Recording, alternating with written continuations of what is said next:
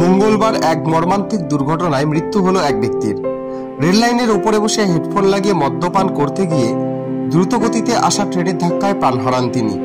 ঘটনাটি ঘটেছে Kashiabari rail station চত্বরে।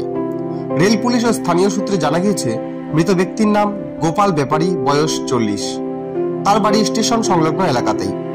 মঙ্গলবার রাতে গোপালবাবু কাশিয়াবাড়ি রেল স্টেশন চত্বরে রেল লাইনের উপর একা বসে মদ্যপান করছিলেন। তার কানে ছিল হেডফোন, যা এই দুর্ঘটনার অন্যতম কারণ বলে মনে করা হচ্ছে।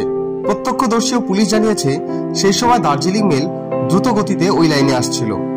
মদ্যপ অবস্থায় এবং কানে হেডফোন থাকায় গোপাল ব্যাপারী ট্রেনের আগমন টের পাননি।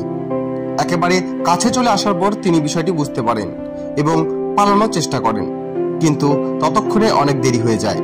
ট্রেনের ধাক্কায় ঘটনাস্থলে তার মৃত্যু হয়। খবর পেয়েই হলদিবাড়ি থেকে রেল পুলিশ দ্রুত ঘটনাস্থলে পৌঁছায়। পুলিশ সূত্রে জানা গিয়েছে, মৃতদেহ উদ্ধার করে ময়নাতদন্তের জন্য পাঠানো হয়েছে। কি হয়েছে বলো তো? আমি অ্যাকচুয়ালি দোকানে বসেছিলাম, দোকান থেকে লক্ষ্য করলাম যখন ট্রেনটা আসতেছিল, ট্রেনের তো হেডলাইট তো মানে আলোতে আমি দেখলাম যে রেল লাইনের মধ্যে কেউ বসে, যখন বসেছিল আমি দেখলাম ট্রেনটা যখন আসছে তখন ও উঠার চেষ্টা করছিল। আমি ভাবলাম কোরিডোরে গেছে, তো আমরা যাই লাইট নিয়ে। আমি একটা দাদুকে বললাম যে এখানে কে পড়ে গেল না কি হলো, যাই চেক করে আসে দেখি এখানে রেল লাইনের উপর পড়ে গেছে, মানে একটু দূরে ছিল। ওনার নাম কি? আমার নাম সুমন। না, ওনার নাম কি? ওনার নাম তো গোপাল বাড়ি কোথায় না? ওনার পাশে। বলো, উনি কি কানে হেডফোন লাগানো ছিল? না, ওটা বলতে পারলাম না, দূর থেকে ওটা লক্ষ্য করা যাবে না, দূরে ছিলাম। একাই ছিল? ও একাই ছিল, বসেছিল। যখন ট্রেন আসে তখন শুধু উঠলো। আমি ওটা ট্রেনে যে হেডলাইট রয়েছে তো সেটার আলোতে আমি দেখতে পাই। আশপাশে কেউ ছিল না? আশপাশে সেটা তো আমি ডাইরেক্ট না, অতটা আমি লক্ষ্য করি নাই। ডাইরেক্ট লক্ষ্য করলে আমি ট্রেন লাইনে কেউ বসেছিল, ওকে রিফ্লেক্ট করছিল। ওর বডিতে কালার ছিল রেড কালার কি পিঙ্ক কালার। ওটা কোন ট্রেন ছিল? হ্যাঁ, কোন ট্রেন ছিল? কোন ট্রেন? এটা তো দার্জিলিং ছিল, শিয়ালদার উদ্দেশ্যে। বললাম, দেহটা কি টুকরা হয়েছে নাকি? হ্যাঁ, ওরকম। মানে পুরো বডিটা খুঁজে পাওয়া যাচ্ছে না? খুঁজে পাওয়া যাচ্ছে কি এক জায়গায়, মানে ছিন্ন ভিন্ন হয়ে গেছে। আমি যে ওখানে বসেছিল, কোথায় হয়তো পরিষ্কার জায়গাটা নেশারি জায়গা, ম্যাক্সিমাম গ্যাদারিং হয় নেশার কারণে সন্ধ্যা থেকে মোটামুটি অনুমানিক 10টা-11টা নির্দিষ্ট টাইম থাকে। তো আজকে যখন দার্জিলিং মেট্রো ঢুকছিল জলপাইগুড়ির দিকে, সেই সময় ওরা বসা ছিল। তো বসার সময় ওর কানে হেডফোন থেকে কী ছিল এবং নেশার বোতল সারঞ্জাম ছিল, আমরা যেটা জানতে পারলাম। তারপরে উঠার চেষ্টাও করছিল। একজন প্রত্যক্ষদর্শী দাঁড়িয়েছিল সেখানে, একটা বাচ্চা ছেলে কিছু দূরে ছিল। ও বললো যে, আমাকে বলতেছে যে কাকু হেডফোন কিসের হেডফোন, কি হলো?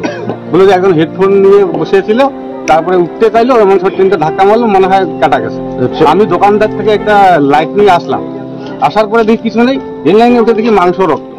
তারপরে বডি পাচ্ছি না, জঙ্গলে দেখতেছি, তার কিছু দূর সামনে দেখতেছি লাইট মেরে নতুন লাইট ছিল। আচ্ছা, বোর্ডটা আছে আমাদের, বোর্ডটার থেকে 15 মিটার দূরে, 15 মিটার ওদিকে, ওই পেছন চাইনার বাইরে। আর বডিটা কত?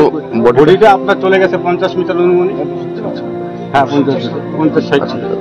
মানে যে সময় ঘটনাটা ঘটে সেই সময় কি উনি একাই ছিলেন রেল লাইনে? এখন ওই সময় 3 জন ছিল, হ্যাঁ। বাকি 2 জন তো এখন বলা যাচ্ছে না ওরা কোথায় ছিল কিনা, না আগে উঠে গেছে, কিন্তু 5 মিনিট আগে ছিল কিন্তু আমরা জানতে পারলাম। আচ্ছা, ট্রেনটা কি হলদিবাড়ির দিক থেকে? হলদিবাড়ি থেকে শিলিগুড়ির দিকে যাচ্ছে, দার্জিলিং। আচ্ছা, মানে নাম ঠিকানা জানা গেছে? হ্যাঁ, আনুমানিকভাবে আমরা মোটামুটি একটা শনাক্ত করে দেখলাম যে ওর যে মোবাইল ফোনটি ছিল ওটা খোলা বন্ধ ছিল, মানে আসার হয়ে গেছিল। ওটা খুলে ওর ছেলের মোবাইলে লাগলো, ওর ছেলে বললো যে হ্যাঁ, এটা আমার বাবারই।